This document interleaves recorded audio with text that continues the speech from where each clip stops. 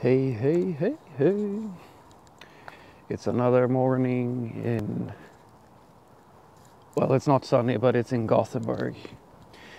And today I am doing another code test for my services here in Gothenburg. I'm still a little bit fussy about whether or not I have a lunch with them or if it's just a code test or whatever.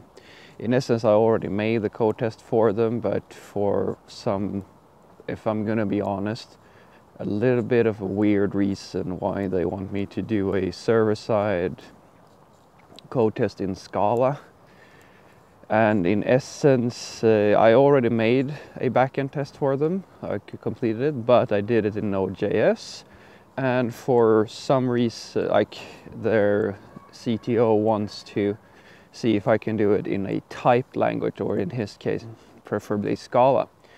And I think that's it was a little bit odd, because like the task in of itself wasn't all that difficult, and I don't really see why there would be such like, okay, so you're trying to figure out if I can do server side. And I built the thing that you're looking for in Node, which, you know, is a loosely typed language, and then you tell me that you would want me to try and do that in a typed language. And I kind of go, okay, sure, I can do that. But a bigger question is, if you're upfront with that I don't have to be an expert in Scala, then what's the problem? If you've seen the code and you were like, I solved all the problems and like he was happy with all the results, like then what's the problem? Yeah, sorry, that's me. I'm gonna go there today and do whatever I can to prove that I have the ability to learn more than one language. Hopefully he'll be convinced. If not, I'll send him some stuff that I've built in other languages. Well, we'll see. Anywho, rant over, because, you know, I've already made myself fairly clear on what I think is ridiculous or insane hiring processes. And it's the standard rant. It's just crazy.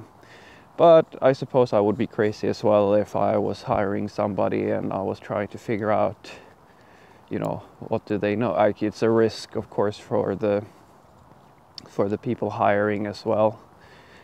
And I suppose that this trend of having really rigorous like hiring processes has to do with, well, I don't actually remember if I've already made a video about this, but hey, repetition is nice. I believe that this rigorous, insane testing process that some companies have is a trend that they are getting from the bigger companies, and like it's no secret that Klarna has it as well. I booked my flight, or I'm getting that booked today by one of their HR people, going up on Wednesday next week, staying the night and like a full day basically of interviews. Great. Anywho, the idea, I suppose, is that if you rigorously test all the people you're trying to hire up front, then when they pass and get into the company, you can allow them more freedom, because you've already made sure that they don't need as much management. But if you hire people, it's the case where, you know, if you're hiring somebody for, let's say, I don't know, a job where the hiring process isn't as rigorous, you can't be as sure that the people that you're hiring are going to do their job well, and that there's no trust. You don't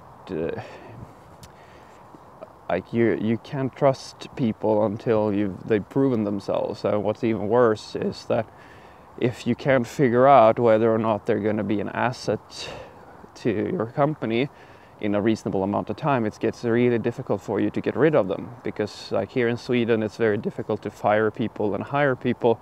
It's very expensive because, hey, we're socialists. And that risk, I can understand that you kind of want to mitigate that as much as possible, but at the same time, I don't know how things are, going to work out for you long term, because you're in this weird position where, all right, I need to hire somebody and I need to figure out somehow if they're a good fit for my company. But at the same time, like especially in programming, there are so few good programmers around that I can afford, that I kind of have to it's like it becomes this weird tug of war. Like I remember, I said no to Meltwater.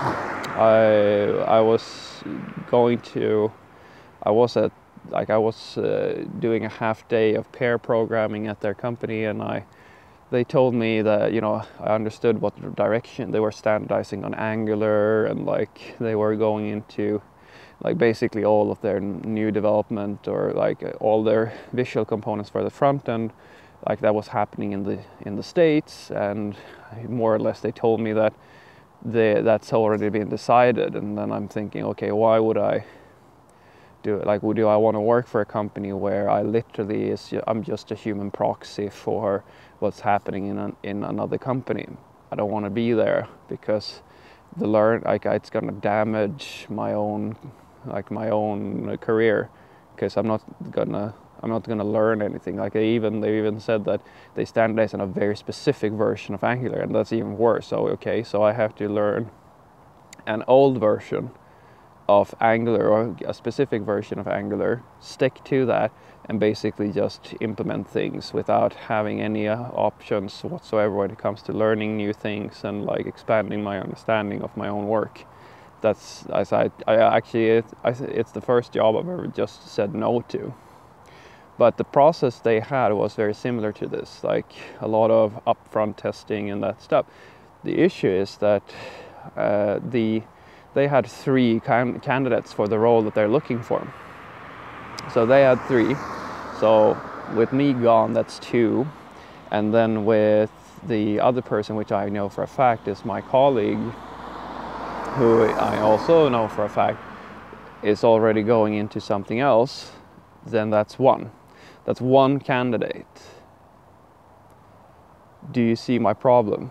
You have a single person. I don't know how that person fit into like the rest of things, but if you have a single person for your job opening, and you have a process where you literally invested like several work days into this process, you can test all you want. You can have you can have a month of upfront testing for that person. It's still going to end with you most likely not getting anybody. And that's the problem for most of these. Like, your issue is that you it's so dumb. Your issue is that you're trying to you put people through a process that is designed in a way that it can like figure out whether or not you're a good fit or not. But it's designed to do that for large quantities of people. And I would be very surprised if it turn out that if I look into this, where this mentality comes from, that it doesn't end up at Facebook or Google or Amazon or one of these super companies. And if that is the case, then this is a hype train, just like any other hype train. Because just think about it. What's the in programming, it's the same thing.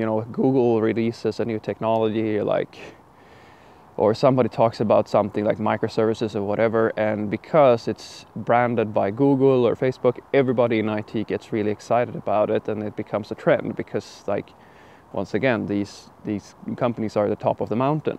And I assume that the same goes for business people or hiring people or whoever, you know, I mean, if somebody who's really famous, a famous brand does it, yeah, why don't we do it? Well, because we're not Google. You're not Google. That was the biggest insight I've ever had. Like, that's the thing that made me realize how dumb microservices are at the small scale. The problem is that you don't have the need. You forget that Google is a 1 in a million company. They're massive, so big in fact that they may need this type of specialized solution. You don't, for the most part.